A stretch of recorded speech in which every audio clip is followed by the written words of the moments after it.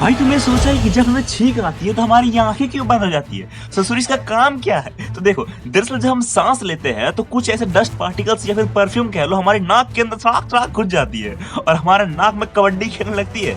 मेरा मतलब है इरिटेशन पैदा करने लगती है। तो नाक दिमाग के पास एक सिग्नल भेजती है और बोलती है कि भाई इसको हटा लो नहीं तो हम बहने लग जाएंगे, चूने लग जाएंगे, समझ लेना।